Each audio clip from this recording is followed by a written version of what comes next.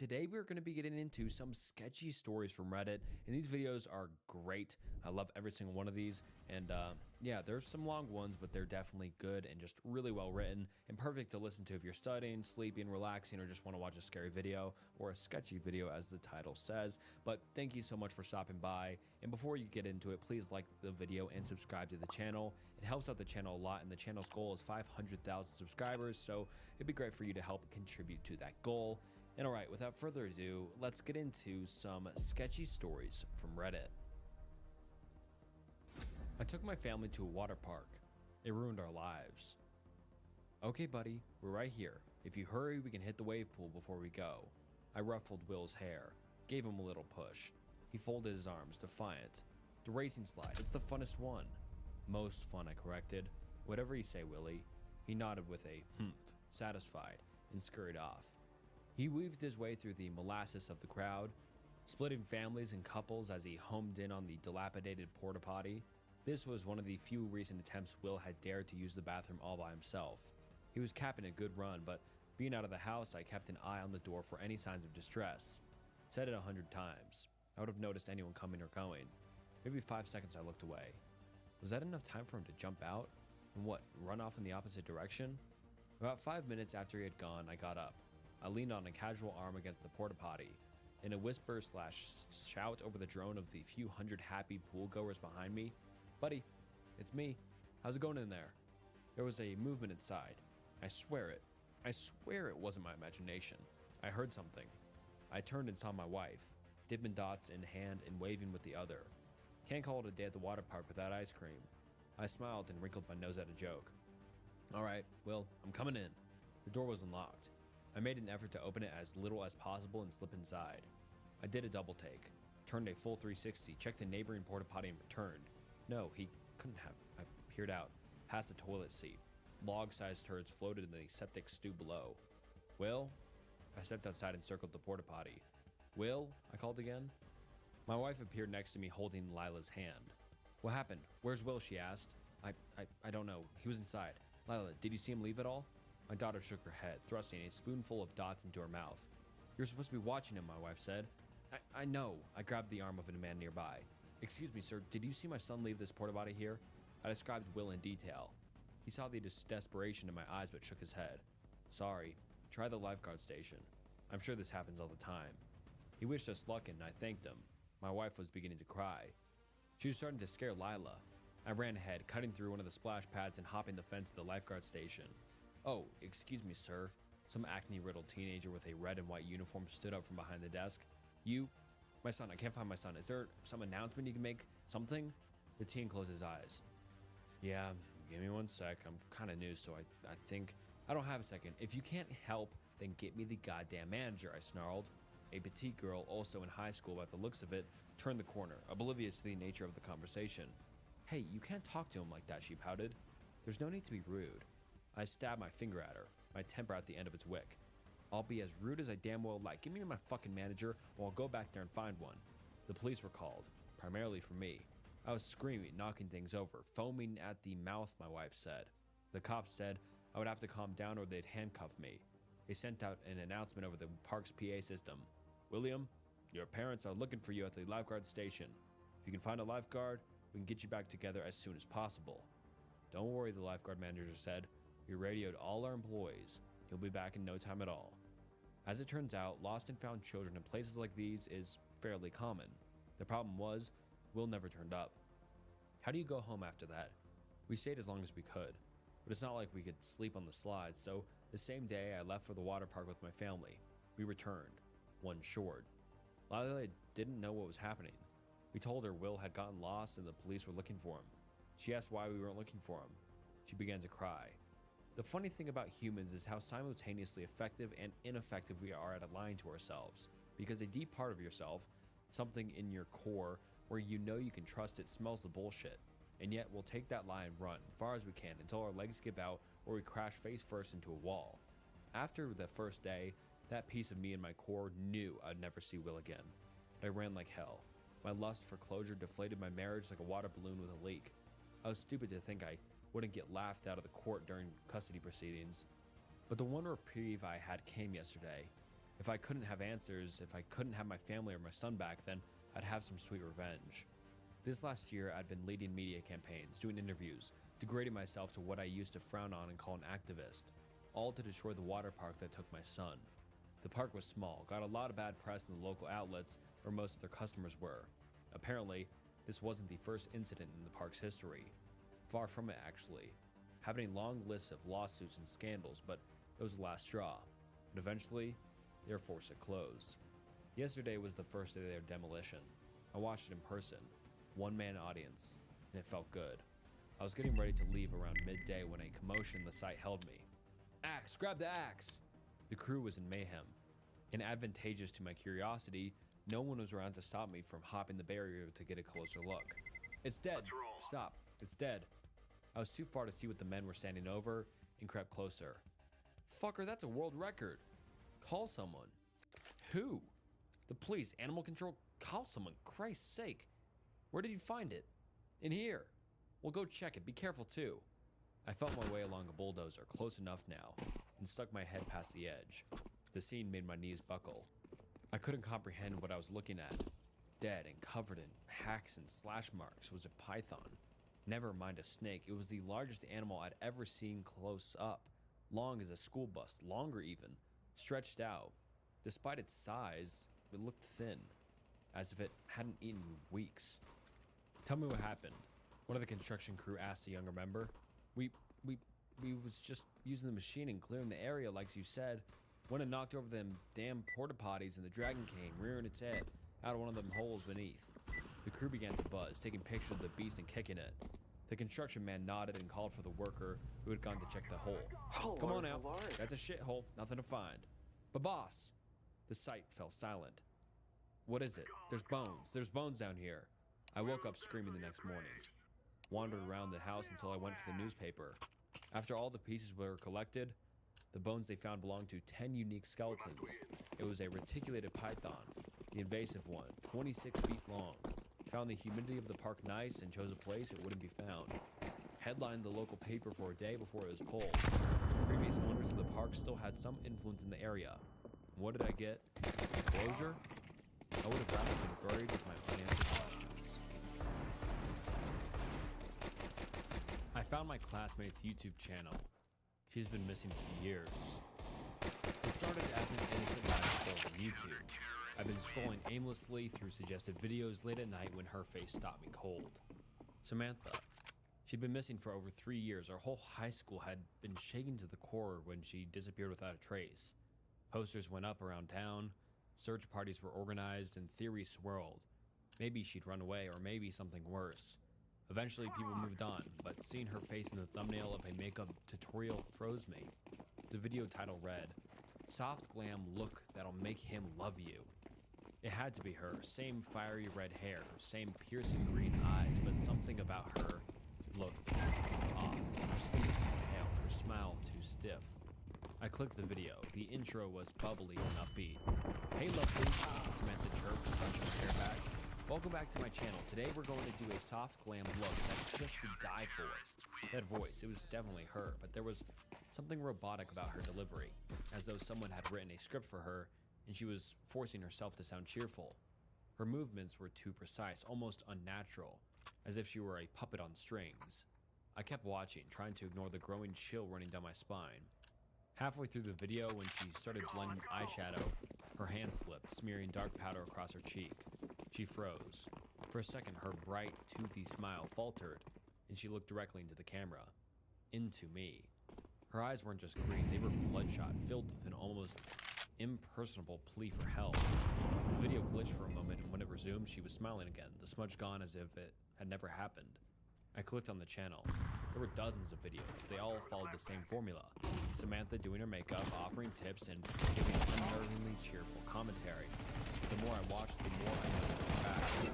Shadows moved in the background where there shouldn't have been any. Faint whispers occasionally bled into the audio. And then there were her eyes.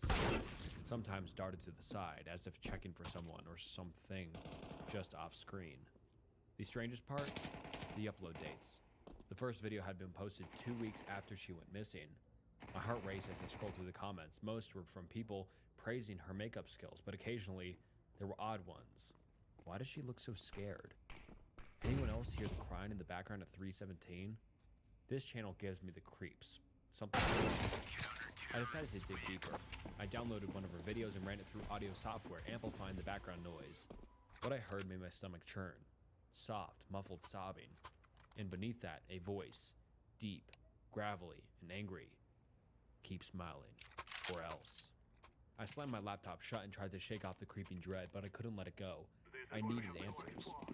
The next day, I skipped class and drove to her old house. Her parents had moved away after her disappearance, but the house was still empty, a for sale sign swaying in the open garage. I parked across the street and stared through dark windows, trying to piece together what to do next. Then my phone buzzed. A notification from YouTube. Samantha had just uploaded a new video. The title made my blood run cold. Special guest does my makeup. I clicked it. The video started normally, with Samantha smiling right at the camera. But then she said, "I have someone very special here with me today. Say hi." The camera panned to the guest. It was me. My heart stopped as I stared at the screen. There I was, sitting stiffly next to her, my face pale and expressionless. She picked up a makeup brush and started applying blush to my cheeks, giggling like nothing was wrong. "You're such a great model," she said, her voice trembling slightly. The version of me in the video didn't react. I just sat there, staring blankly ahead. I scrambled to pause the video, but my phone froze. The screen flickered, and the video glitched. Samantha's face warping into something grotesque, her smile stretching impossibly wide, her eyes hollowing out into dark voids. Then, the video ended abruptly. Before I could process what I'd just seen, my phone buzzed again. A notification. A comment on the video. From Samantha. "See you soon." I was tasked with babysitting for my neighbor's kid, but she has sent me an extremely long message on WhatsApp. "Please feed Mohan his dog food. Pedigree at 2 p.m.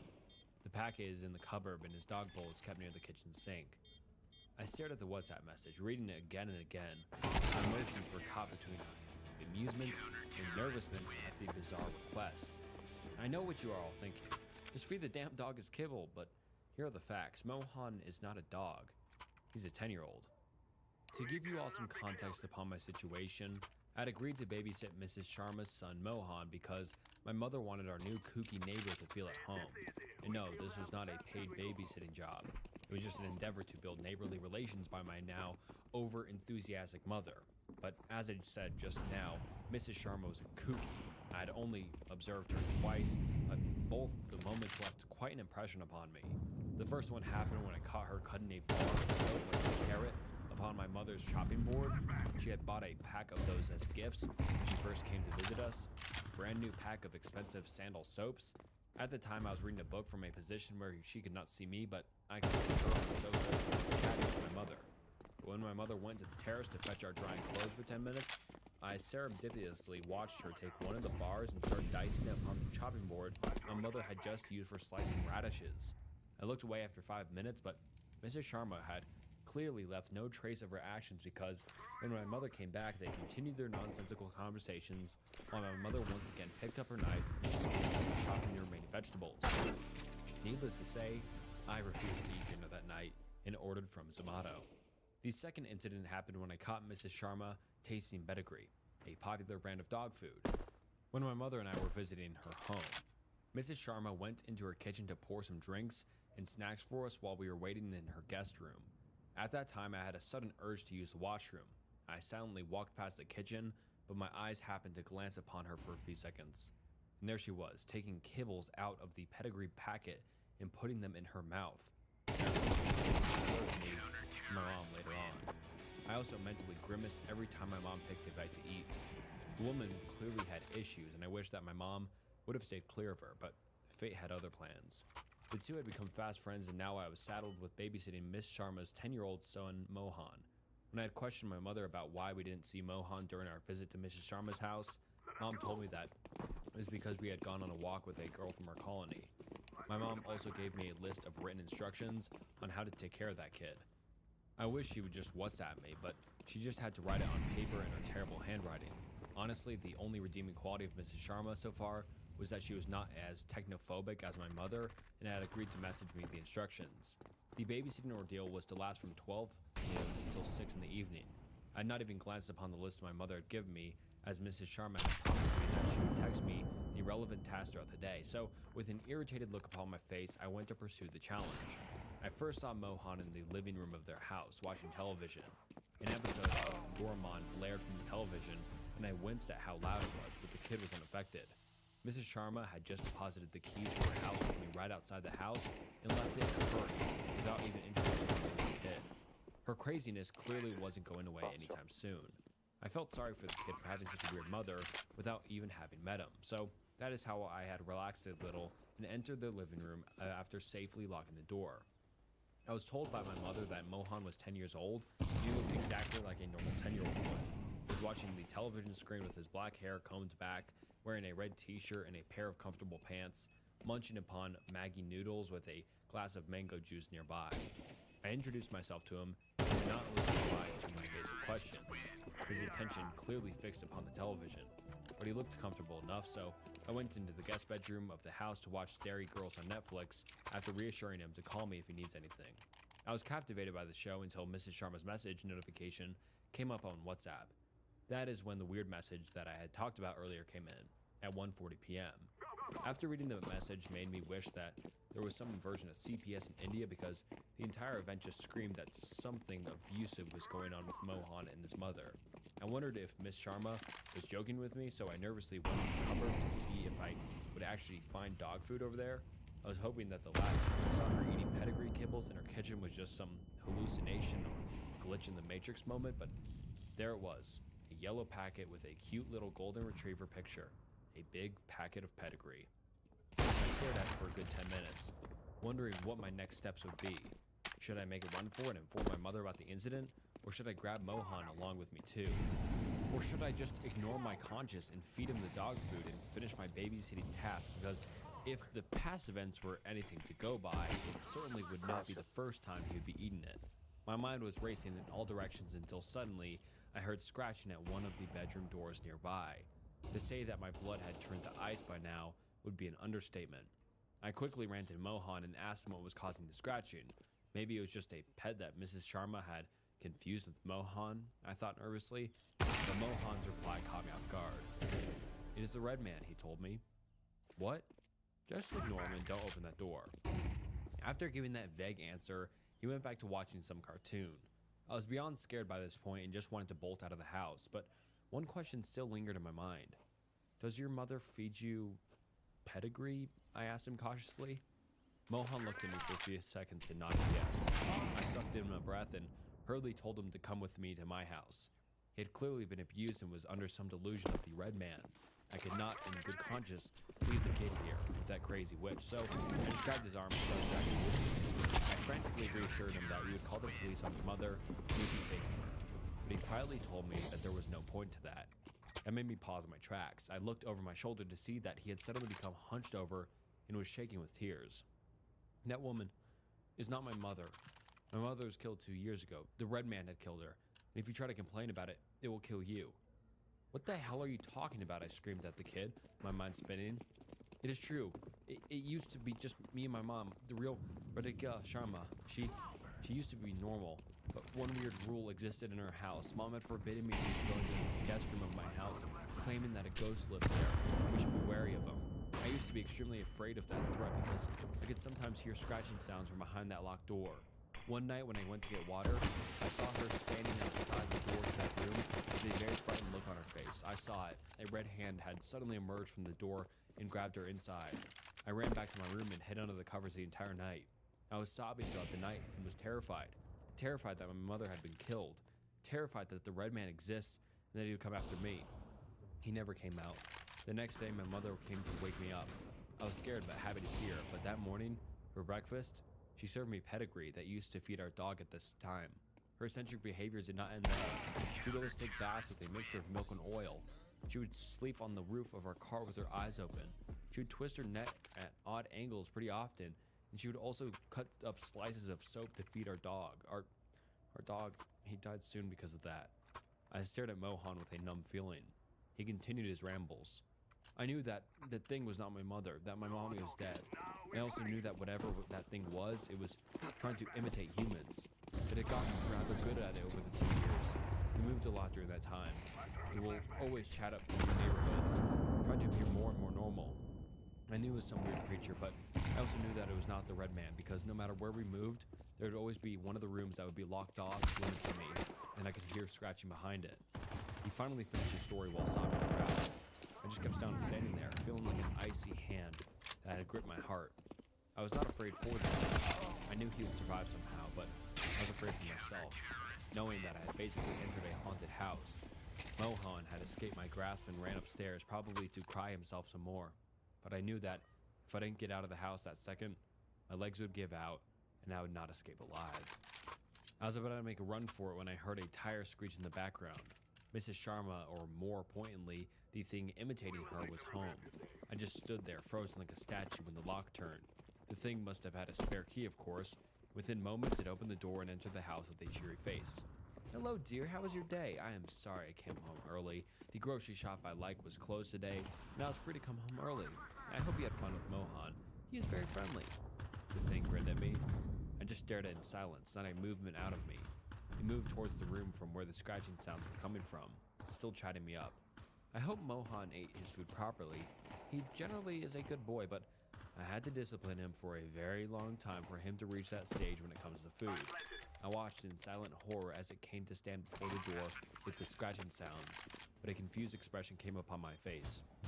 "Dearie, did you not let Mohan out of the room?" "Huh?" The inquisitive expression just escaped my mouth, the first prickle of curiosity coming over me. Without any warning, its hands turned the handle and opened the door. I screamed and tried to make a run for it, until I heard a bark from behind me. I just froze upon the spot, slowly turning my head around. I expected to see a grotesque red figure with a creepy smile coming at me with inhuman speed. Instead, a happy golden retriever ran up to me.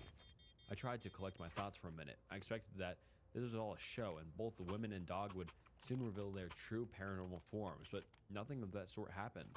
The golden happily continued to hug me, and Mrs. Sharma watched with a worried look on her face. "Did you not feed him, dearie?" Mohan must have been very hungry now, Mrs. Sharma replied, pointing to the dog. "What are you talking about? Mohan is your son, isn't he?"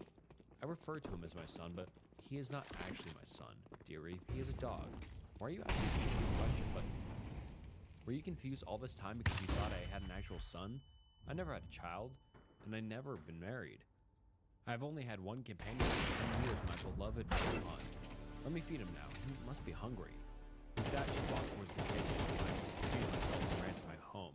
I angrily told her as soon as I saw her. "Did you know that Mohan was a dog?" I angrily questioned my mother. "Of course. Why are you asking such an idiotic question? Was that not clear enough the first time you saw him? Mohan being a dog was literally the first thing I wrote on my list, but you did not read it." My mother kidded me. I was at a complete loss of words. If Mohan was a dog, then who the hell was the boy I talked to? Wanting more answers, instead of narrating Mrs. Sharma's past actions, I told her about Mrs. Sharma's weird soap chopping and pedigree eating behaviors from earlier. I expected her to be shocked at this, but she only laughed. She was chopping the soap because I had asked her to do that, silly. I'd wanted to take those pieces of soap and keep them in our potted plants. I had read somewhere that they repel insects and wanted to check for myself. And as far as the pedigree eating is concerned, she did not eat it. She told me that she puts a few pieces in her mouth to encourage Mohan to eat it. She sometimes does it even when he is not there, out of absent-mindedness. You may think it is weird, but the tactic has been quite effective so far. With that, my mother started walking towards the dining table, still speaking. "You have really disappointed me this time. I expected you would take better care of Mohan. You were lucky Mrs. Sharma is such a sweet lady. She would probably forgive you. Mrs. Sharma had bought a gift for you for taking care of Mohan," my mother kept on ranting. My mother pointed towards a painting kept on the dining table. But as soon as I saw it, beads of sweat started collecting on my forehead, and I felt like I would faint. Because the painting consisted of a picture of the same boy I had talked to earlier that day, and on the bottom right corner, it was signed as the Red Man. Since then, I have tried to throw out the painting multiple times, but it keeps on showing up in weird places in my house. So all I'm requesting you guys is that if you ever see a babysitting kid talking about the Red Man, just call an exorcist. No one's allowed to look at my brother when he eats. I never thought it was weird. It was the same as Dad going to work every day and Mom cooking dinner every night. Just, Maddie always ate upstairs. Mom made sure everyone at the table had a full serving before she got to work on Maddie's plate. She would load it with supersized portions of whatever was for dinner plus leftovers from last night. By the time it was ready, the amount of food would put on Dad's appetite to shame. The night after my 8th birthday, Mom's arm shook carrying Maddie's dinner.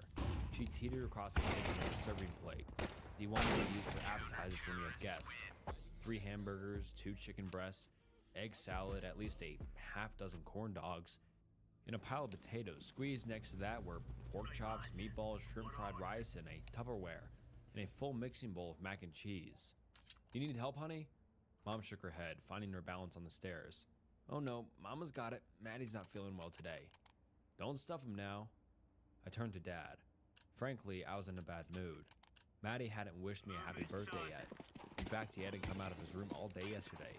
He was 2 years older than me, and our sibling rivalry ran deep. Why does Maddie need that much food? What if I'm still hungry? Why doesn't he just come down and eat in here? He's a grown boy, you know. Puberty's hitting him. That's a time when every kid undergoes remarkable changes. You'll see. He ignored my other question, so I asked again. Dad put his fork down. Your brother is self-conscious. I know. We've told him it's silly, but we're respecting his decision, giving him time. And you should too. He's your big brother, but he doesn't have one. What he's going through can be scary. I crossed my arms. He sounds like a big baby. Enough. His voice cut through me. He spoke through his teeth. Apologize. I mumbled under my breath. Excuse me? I'm sorry. Dad nodded. Mom came down a minute later and we finished our dinner in silence. In bed, I began to plot a nasty trick. The next day after the bus dropped me off, Mom told me she was going for groceries and to stay in the house in case Maddie needed anything. I went up to his room and knocked on the door. Maddie? There was no response. Some of my friends from school are coming over today. Do you want to play with us? Again, nothing. I made a face and started down the steps. He wasn't making this easy.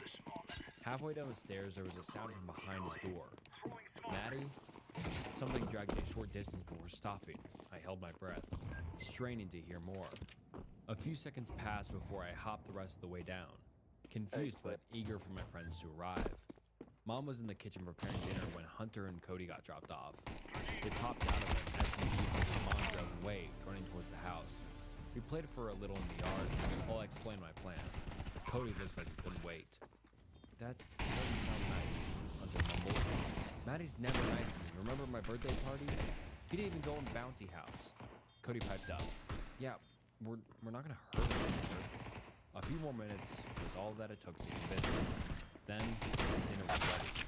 Mom tiptoed around the table, dispensing slices of brisket and spoonfuls of pasta with gravy and Italian bread. Cody and Hunter dug in immediately, in a few seconds vaporizing half their plates. I made sure to eat fast too, but kept an eye on Mom. She always put a lot of care into Maddie's plate. After she was finished, up she went. When she returned to the kitchen, there was nothing on her plates. Wow, you boys are hungry. Not anymore, I said, patting my stomach. Careful, Dad laughed. If you eat like that, you'll get sick. Humph. I crossed my arms and scooted off my chair. Come on, guys, let's play in my room. All right, just don't bother Maddie while he's eating. We hid our smiles. We made sure our footsteps could be heard from downstairs, walked into my room, and loudly closed the door.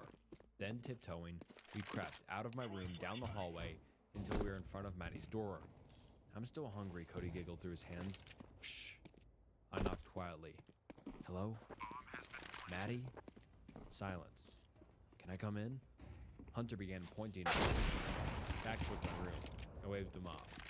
Maddie, it's just me. My friends left. 10 seconds trudged by. Cody looked disappointed.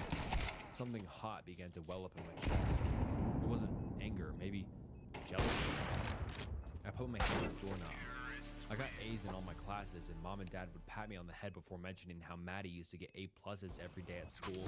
The teachers always asked, "How's Maddie doing?" I was the one who loved our dog Archie, the one we had to give away because he never stopped barking at Maddie's door. He doesn't play sports. He doesn't have any friends. He doesn't even go to school. He never comes out of his room. He was like a good-for-nothing older brother. No, it was hate. I hated Maddie. I pushed the door open.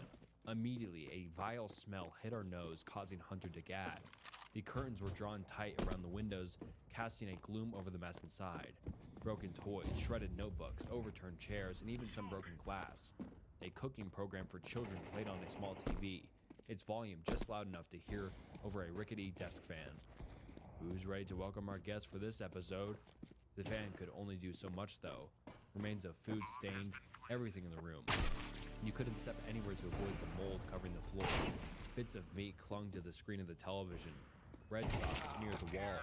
There was a large stain on the sheets of the bed. Hunter tapped my shoulder. This is gross. I want to go back. Your brother's nasty, Cody proclaimed. He stepped meticulously into the room, leaving Hunter and I by the door, using the toys like you would use stones to cross a river. He jumped onto the bed and recoiled. Ew, it's wet. We should leave, Hunter begged. What's your name, sweetie? The TV whispered. I searched the room with my eyes. It was my first time inside for years. I remember when me and Maddie used to be inseparable. I may have hated him, but it'd been so long since I'd seen him. I'm Emily. Cody bounced on a dry part of the bed, laughing. So, where's the good food? Hold on, I said. Maddie? Why, Emily? You look good enough to eat. It was just unfortunate when Maddie's accident happened. When I thought about it, I don't think I've actually seen him since that field trip. Mom and Dad would show me recent pictures and photos of him, but I can't tell if he looks older or not. It was partly my fault. I was distracted with all the gifts Mom and Dad got me afterward. They treated me with some of the money they got from the stem cell lab in court. Maddie's accident was all their fault, Mom and Dad said. Something shifted from the far side of the room. Cody's face lost its color. Cody, let's go. When his feet hit the ground, a pale hand darted from beneath the bed. Cody tumbled to the floor, shrieking. Help, Cody squealed. There was a clattering from the kitchen and footsteps hurrying up the stairs. Hunter ran out of the room wailing. I was glued in place by a morbid fixation. The hand that was clamped tightly around Cody's ankle. Was that Maddie's? That thing, impossibly tall, clambering out from underneath the bed. That couldn't be my 10-year-old brother, right? I felt my dad's arms scoop me up and rush me into the hall. Before he shut the door, I could see Mom with her arms raised in front of a monster. It was holding Cody upside down. Its swollen belly dragged along the floor, as if it had swallowed a boulder. I blacked out. The reason I'm writing this is because I don't remember Maddie until a few days ago. I'm in my 30s. For the past month, my wife has encouraged me to go to specialists due to night terrors that began last year. They had started infrequent, but recently it's been every other night that my cries disturb her sleep. I met with a woman who put me under some sort of hypnosis to help me remember trauma. I woke up with those terrible memories. She told me the event could have been rejected from my memory naturally due to the severity of it, or another specialist had induced amnesia on me. I'd even forgot about Hunter and Cody. I looked for them both on social media and was able to get in contact with Hunter. He wasn't very receptive at first, but he agreed to meet after hearing my situation. We sat at a bar. He gulped down his liquor before speaking. My memory is a bit funky too. I was in a mental hospital for a couple months. We moved and I learned how to push it away. The memory, and in college I found out it was labeled a kidnapping. What do you mean? Cody never made it out of the house. That I remember. Your parents did a damn good job. I don't know what hoops they jumped through or whose pockets they filled. He paid for his tab. Don't contact me again. On the way back to my car, I tried calling my mom. She hasn't answered her phone all day. My dad passed away last year, but my mom still lives at my childhood home. I need to talk with her.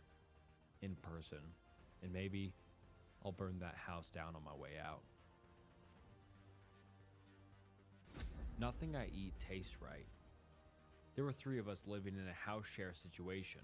It was me and my friend Kieran from college and Simon, who was slightly older than us. Me and Kieran were fresh from college, and though we had intended to live by ourselves, we quickly got a big dose of reality and realized it wouldn't be feasible on our salaries. Thankfully, we met Simon through a friend of a friend, and the 3 of us found a pretty cheap place. I can't say we really ever hit it off with Simon. There was nothing we disliked about the guy, but even after living with him for over a year, we knew next to nothing about him. One thing we did figure out pretty quickly was that Simon rarely left the house. Kieran put a word to that, agoraphobic. Simon would go out maybe once every week or every 2 weeks for groceries, but he would never be gone for more than an hour. People had told me since that this would have been an issue for them. Having someone always hovering around and stuff, being in your face 24/7 for as long as you're home, but but it wasn't really like that. Simon was pretty courteous about our space, and whatever hang-ups he had, he never made them our problem. Besides, he was paying to live there too, so he had every right to spend as much time indoors as he wanted. The rent was always on time, and Simon kept a well-stocked pantry, so we assumed he had a job, something he could do from his desk. Computers, maybe? That was how little we knew about him. We didn't even know what he did for a living. Simon was kind of a neat freak. Actually, Kieran had a word for this too, but I've forgotten it. Me and Kieran were slobs, so we actually always felt guilty when we'd come home and find the kitchen surfaces scrubbed or the bathroom spotless and the towels folded. Simon was a good influence on us because we ended up feeling so bad about it that we forced ourselves to get more on top of our chores, but he always said that he never minded. One of the only times he ever referenced his agoraphobia in conversation was when he told us, "I stay indoors all day. What else am I meant to do? I'll get bored if there's nothing to clean." I think he was only half joking.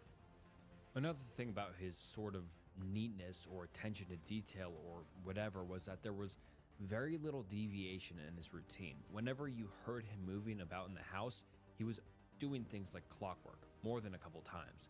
I was woken up by the sound of the toilet flushing and realized I was running late for work because Simon always used the bathroom at 8:30 in the morning, every day. Simon ate pretty much the same things every day, and he had 3 outfits, which he would wear in rotation. We would ask him if he didn't drive crazy that his life was like Groundhog Day, and he would just shrug it off and smile. He was never really overly anal or obsessive toward us. He wasn't sociable, but he could hold a conversation.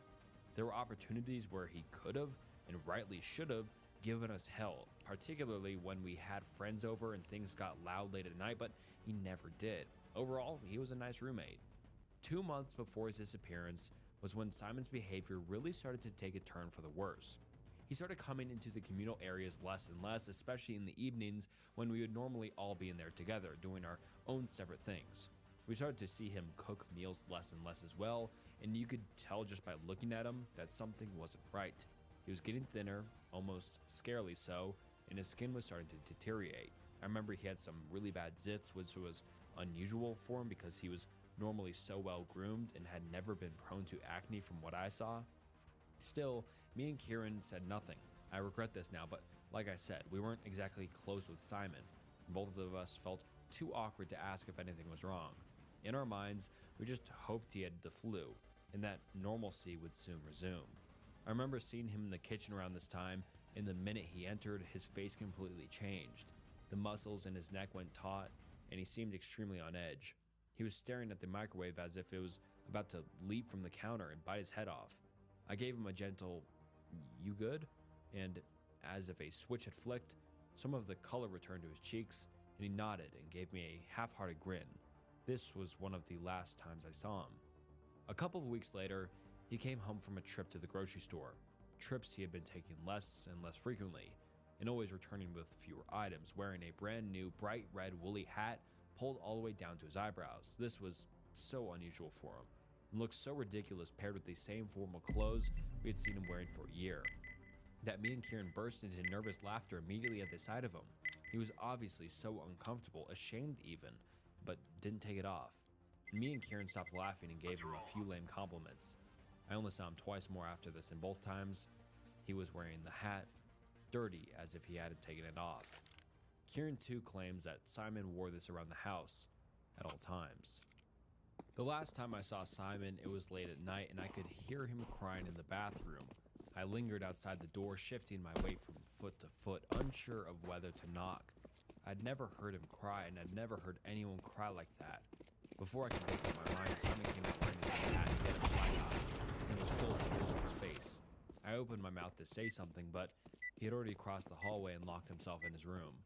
Seriously concerned and kicking myself that I hadn't taken the opportunity to find out what was wrong when I still had the chance, we began sending Simon frequent messages. Now the only way we were able to communicate with him. None of these would get any reply. We would only assume he was still in his room.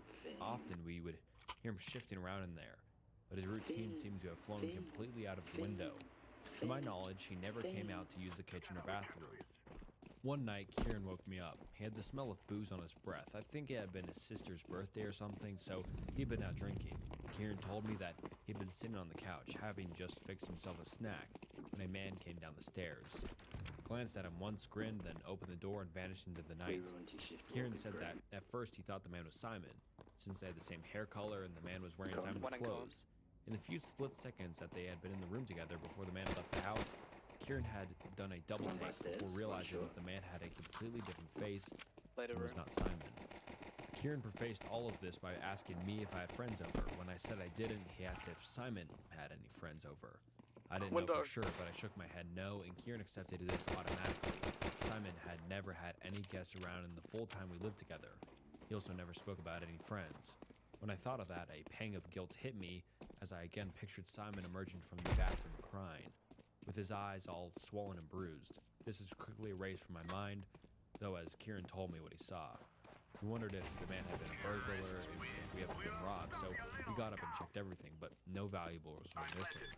We texted Simon a couple of times, but there was no reply once again, and his bedroom door remained closed and locked. I weakly tried to pull Kieran round to the conclusion that the man he had saw had been in fact Simon, and he was just so wasted that he didn't see Simon's face properly. Even as I said it, it didn't sound right. Simon never left the house at night.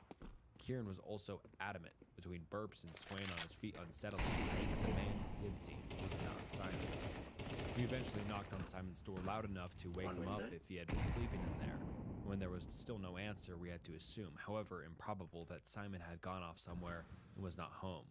We were both pretty uneasy, and though Kieran slumped right off the bed, I stayed awake all night, listening for the key in the lock and for Simon's return.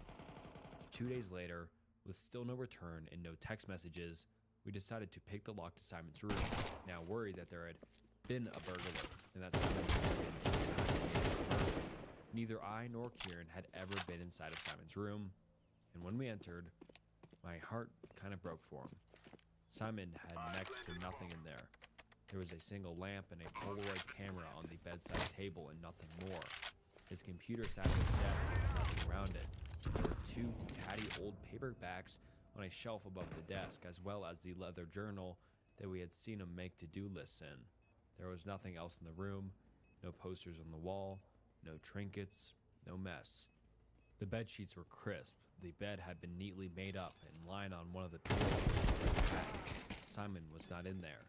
We debated what to do for a while, and I took Simon's notebook. He was meticulous in his record keeping, and we flipped through what must have been around 50 pages with things written on them like change bed sheets today, bleach shower, or vacuum hallway. We also noted his shopping list and how much he spent on groceries. There was always a date in the margin next to his notes.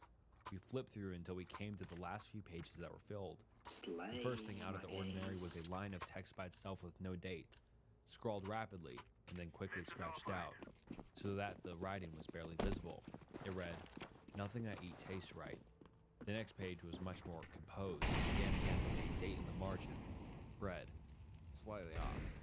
Tap water, slightly off. Meat, chicken, fine. Cereal burn, fine. Tomato, way off. Lettuce, slightly off. There was then his to-do list. The next instance of this was milk, way off. Eggs, fine. Pasta, plain, fine. Bolognese sauce, slightly off. Meat, beef, slightly off. Banana, slightly off. His to-do list, his grocery expenses. Meat, chicken, way off. Tap water, way off. Banana, fine. Ham slices, way off. Frozen pizza, slightly off. It went on like this, with a dated picture. My computer screen is too dark.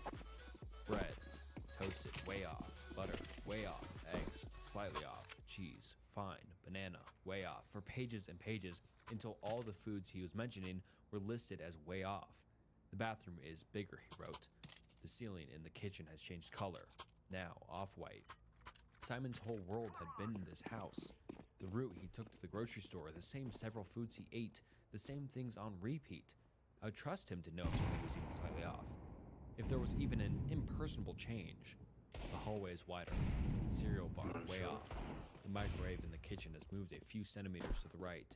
The carpet doesn't feel the same. Something smells terrible and I can't figure out what it is. Shower 2 times today. Eggs way off. Curtains took longer to close than usual. Not my thought. The inside of the fridge smells strange. Missed a step climbing the stairs. Couch is uncomfortable. Uncomfortable to right and left hand. Bathroom is bigger by a few centimeters. Ceiling is higher. Not my thought. Cheese way off. Took the wrong left turn on the way to the grocery store. Couldn't remember the word for aggrieved. Not mine. Put kitchen utensils back in the wrong place. Got lost in the home. Not my thought. Bathroom has grown bigger again. Didn't recognize room when I woke up. Forgot password to computer. Way off, way off, way off. And not my thought. The final thing Simon had written, with no date and in handwriting so shaky that it was almost illegible, though it had been deteriorating for the last few pages, was, I have nothing. I don't understand why it wants to be me. Should I be happy that something is jealous enough of even my small life that it wants to push me out? Me and Kieran silently freaked. I hefted the notebook and flipped through the last few pages to see if anything else was written, but every page that followed was blank. When it came to the final page, 5 Polaroids slid out and fell to the floor. Kieran scooped them up and we examined them. Each was a portrait of Simon, presumably taken by himself, in front of a plain white wall, probably one of the walls in his bedroom. The photos were all dated, having been taken a little over a week apart from each other. The first photo was how I now remember him, sallow-faced with sunken eyes and a few angry red zits on his face. The second photo showed Simon with very little change, apart from that zit near his hairline, just shy of his right temple, had grown bigger and almost looked like a boil. In the third photo, the zit had swelled threefold and now resembled a lump or a tumor or something. It covered half of his forehead. Simon's skin was pale, his eyes were dark. In the fourth photo, the lump had swelled to the size of a saucer and had a few hairs growing from it, and its surface was uneven. It had a sizable dimple in its center. The pressure of this mass had caused Simon's right eye to bruise. His eyelid was purple and swollen. In the fifth and final photo, Simon's right eye had completely swelled shut. It looked as if he had been uncomfortably squashed into the crook of his nose, which also could be broken and pointed to the left. His mouth was contorted into a painful grimace. The lump had a new shape to it, the bump of something that looked like a nose complete with a nostril, the curve of what could be described as a lip, slight pink color. Unmistakably, a circular swell with wrinkles and creases, and eyelashes growing from the center of it. We called the police, showed them the photos, described what we'd seen. We made the house in Simon's place, and told them how Simon had acted the past few months, compared to the rigid routine that we had grown accustomed to. They read from his journal. Nothing came of it, of course. Simon was never found. They came to the consensus that, with his history of disordered behavior, it was likely that he'd had a breakdown of some description, and that we should found out in the coming weeks that Simon had no family and few contacts from the outside world. Me and Kieran live with his sister and her girlfriend now. Sometimes I ask him, not for the first time, to describe the man who left that house. But Kieran's always hazy on his details. I'm at the point now where I'm almost sure we'll never see Simon again, but this other man, or this thing, if I pass him on the street, or see him in line at the movies, if he has friends, if I keeps a diary or a routine, I want to think that some part of me will know that it's him. I don't know what I'll do, but part of me thinks that I'll know him, leading the life that should have been Simon's. He'll be familiar, but slightly off. I will look at it and get a sense that I've seen it before, even if he has become completely unrecognizable. Hey, what's up guys, and welcome back to another Reddit Stories video. And today we're going to get into some horrifying stories from Reddit. And this video will be long enough, so I'll keep the intro short, but these stories are great to just watch or listen to when you're sleeping, relaxing, or just want to listen to a few scary stories. So thank you so much for stopping by and listening to these stories, and they're all great, so you'll want to stick around. And also, before we get into the video, please like the video and subscribe to the channel. The channel's goal is to be at 500,000 subscribers, and I think we can do that kinda soon, so please subscribe, and it would be great for you to join the channel. And alright, anyways, without further ado, let's get into some horrifying stories from Reddit. My Uncle Matt has existed. My family and I have been going through a very strange experience over the last couple of months. It's hard to even put into words or explain what is going on. I guess I can just start off from where it all started to feel off. A few months back, my family had a big get-together. My parents both have 2 siblings. They all got married and had some kids. Well, all of them except Uncle Matt. He never got married or had kids. That means I have 10 cousins. My aunts and uncles all live within 2 hours of us, so we've all grown up together. That being said, we don't normally have all my aunts and uncles in a house at once. This was a rare occasion to have a family meal when they were all free. I will not be naming every single family member in this post because that seems like a lot of information, and honestly, you've already got more information about my family than you ever wanted, but I promise this context is important.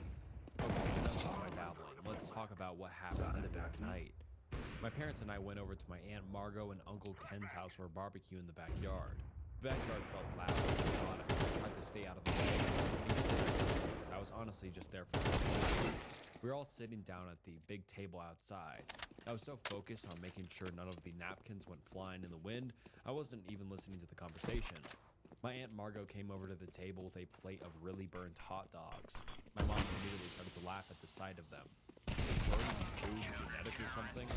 How on earth do you guys always do that to food? The Jensens need to leave the cooking to the Millers. My mom said with a sarcastic giggle. Uncle Ken looked at her confused. What do you want about, Liz? Uncle Ken snapped back. I mean, Margot burnt the hot dogs and Matt always burns food when he cooks. Remember we had to ban him for months from cooking because we had to order takeout like 3 times in a row? Everyone at the table laughed, recalling their memories. Sighs of recollection bounced back and forth from person to person when my dad spoke up in Aunt Margot's defense. Honey, what are you talking about? Matt is your brother. I really shouldn't have to remind you of that. My mom rolled her eyes in response to my dad. I spoke up because I was suddenly confused about which side of the family Uncle Matt was actually on. You would think I would naturally just know that, but all my aunts and uncles act like siblings and call each other their siblings. My grandparents often refer to their son/daughter-in-laws as just their kids, so it isn't something I was always thinking about. Wait, I'm confused. Whose side is Uncle Matt on? What is this, the joke? I don't get it. I asked, but was only met with a laugh from all the parents at the table.